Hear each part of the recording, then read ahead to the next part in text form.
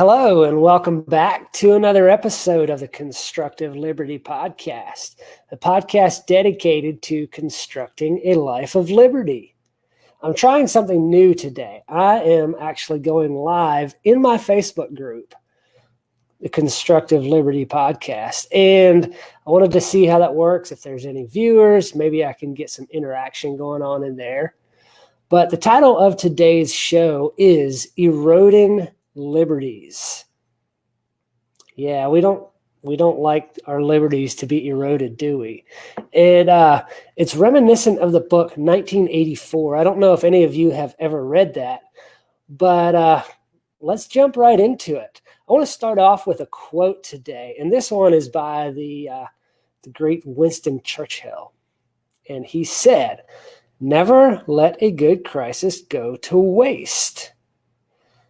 So what does he mean by that? Well, Sir Winston Churchill was a government official.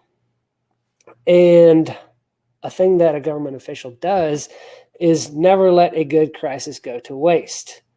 In 1906, a man named William James wrote a paper titled The Moral Equivalent of War. What he was looking for in this paper, he was looking for a substitute for war, something which people could rally around and channel their energies into in the same way they do during wartime, but without the death and destruction. And he liked the camaraderie, the family atmosphere, the way people pulled together during times of war, but he didn't want to have all the killing, the mayhem, the horror that is war, to bring that together. It kind of makes me think of another quote, which doesn't tie directly in, but it says, this quote goes, "Hard times make strong men make good times make soft men make hard times." So it's kind of a vicious cycle. And in those hard times, we tend to pull together. And this William James was brainstorming ways that we can pull together without that thing that binds us being war. So what does that have to do with the quote by Winston Churchill, "Never let a good crisis go to waste"? Well, anybody who's been paying attention since, ever, the dawn of mankind, has been able to follow the progression of events after a crisis. Just going back in the last 20 years, starting with the War on Terror. We think of, the War on Terror started long before 9/11, 2001. But that is something that we all remember is as the planes flew into those towers and then they collapsed later that day, President Bush quickly declared war on terror. It wasn't war on something that you could grasp. It was like declaring war on something that's not physical or visible is like trying to grasp the wind or hold back the tide. You can't do it. It's never ending. There is no end in sight. So to declare on war on terror was basically to write a blank check for anything he wanted to do. And he used that to push through eroding liberties. Call it the Patriot Act. It sounds awesome. We all wanted to be patriots at that time. I think it's a Toby Keith song. "We'll put a boot in your ass. It's the American way." We all rallied behind that, the ones of us who were caught up into it. I didn't at that time see that it was just another way to take some of our freedoms and our liberty and to hoist more government control on us. I don't know who it was that was said that every little bit of control that government gets, they use it to get themselves more control. So think of it as a tug of war. The more of the rope you get, you got the two sides pulling back and forth, and each side's trying to pull the other side across the center line. And as they pull, the side that's losing has less and less rope, and so it's harder for them to hang on to it. The side that's winning, that pulls a little more of that rope across the center line, has more leverage, and they're able to pull more, use that rope to pull more. And that's the same way government uses their power that they get, is to create for themselves more power. And they do that by not letting a good crisis go to waste. It's like, no, something really bad is happening. We have to make some laws and control some people so nothing more bad happens. And this is 2020. And anybody who is connected in any way knows some of the things that have gone on in 2020. Think, for instance, I might get flagged for this, COVID-19. I want to read something about COVID-19. Whoops, I just exited out of my browser here. Now, I looked up numbers recently, and at that time, I don't remember the exact percentages. It was something like 2% of the American population had actually contracted COVID-19, and it was like 0.0008% of the American population had died from it. I don't think that would qualify as a pandemic. Maybe I'll get kicked off of Facebook for this. I don't know. But a top pathologist claims that COVID-19 is the greatest hoax ever perpetrated on an unsuspecting public. Dr. Roger Hodkinson told government officials in Alberta during a conference call that the current crisis is the greatest hoax ever perpetrated on an unsuspecting public. There is utterly unfounded public hysteria driven by the media and politicians. It is outrageous, he said. This is the greatest hoax ever perpetrated. Think about that. I'm sure anybody who's lived longer than 20 years can think of a lot of hoaxes, whether that's happened in your lifetime or just going back through history. All you have to do is read a little bit of the history books, and the hoaxes or false flags or whatever you want to call them are innumerable. And they're always used by government to grasp a little more power, to control people a little more, to take away more liberties from those of us who want to live free, who want a lifestyle of freedom that I talk about. We want to build ourselves a lifestyle of liberty, to be able to do what we want without harming other people. What is a libertarian creed? Don't hurt people and don't take their stuff. Those two things are how everybody should live. But do they? Some of the people that have been taking away some of our liberties during this time, I want to read some snippets from an article on legalinsurrection.com. LA County supervisor votes to ban outdoor dining hours before actually dining outdoors. A long list of lawmakers, governors, mayors, and others in power are issuing job-killing, soul-destroying orders and then carrying on their own lives as if there is no deadly plague sweeping the planet. Are they suicidal, homicidal, or do they actually know something that we don't know? The latest of these people was LA County Supervisor Sheila Kuhl, who voted to ban outdoor dining, only to be seen hours later dining outdoors at a restaurant. And there's countless other stories of people who have recommended everybody stay home, no traveling, only to travel out of the country for a little family vacation.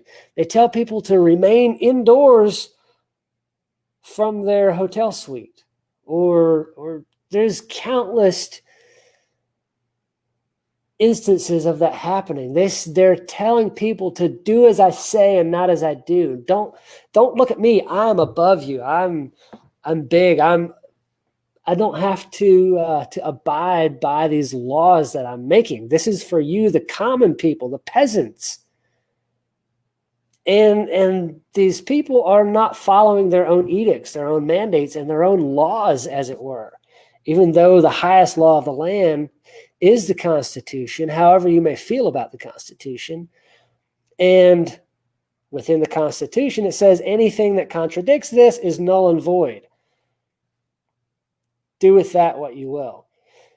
Some of the fallout from the COVID-19 pandemic is the mental health issues that it's causing a lot of people. We're not able to connect face to face and visually and physically with people that we love, with our friends, with our family. And that really takes an emotional toll and a mental toll on so many people. And it's really affecting our youth. And youth is something that I'm passionate about. If you've listened to me at all, you know that I'm passionate about helping our youth, about building them up and empowering them to create a life that they love, to do something that they enjoy doing, to not follow what the mainstream path is through the traditional education, and you go to college and load yourself with massive amounts of debt. I hate that system. I was fortunate enough to have avoided that system myself. And so I want to help as many youth as possible to also avoid it if they at all can. This article comes from Sacramento CBS Local. Sheriff, Woodbridge elementary student dies by suicide during online classes. An elementary school student killed himself while in his distance learning class late Wednesday morning. Excuse me. I'll edit that out because I'm also recording live, so I can edit that part out.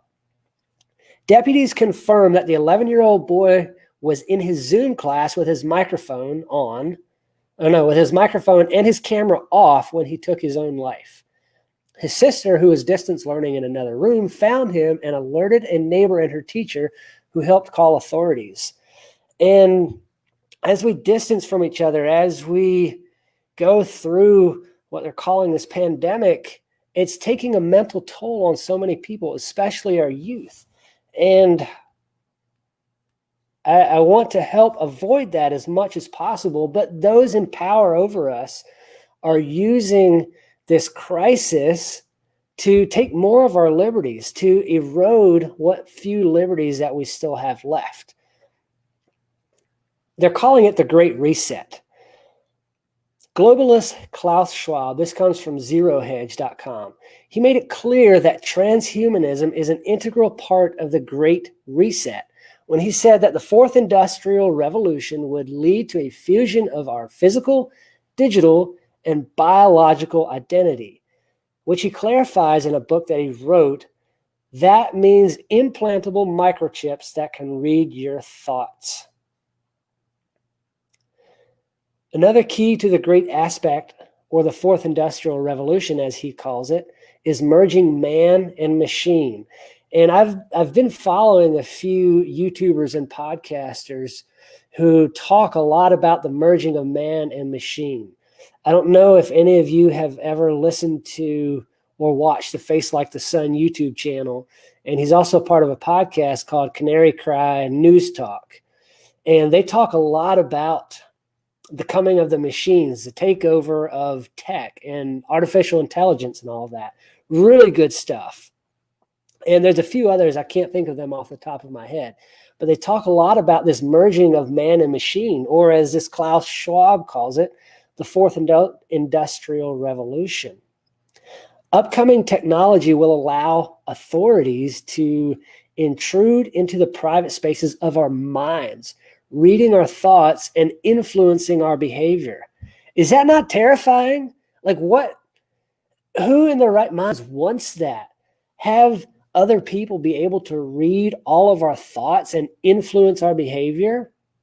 Now, our behavior is already influenced to a certain extent by media and by advertisements and all of those things. But if you have an implantable microchip that can read your thoughts, that can read your brain waves, it's likely going to be able to send brain waves and create create new neural pathways in your mind that affect your behavior, that directly influence your behavior, not just subconsciously, but directly change your brain waves. Nobody should want that. That's ridiculous. As capabilities in this area improve, the temptation for law enforcement agencies and courts to use techniques to determine the likelihood of criminal activity. If you have ever read 1984, you know about thought crime. You know that concept. If they even thought something that was subversive to those in charge at the time, they were disappeared. They were gone.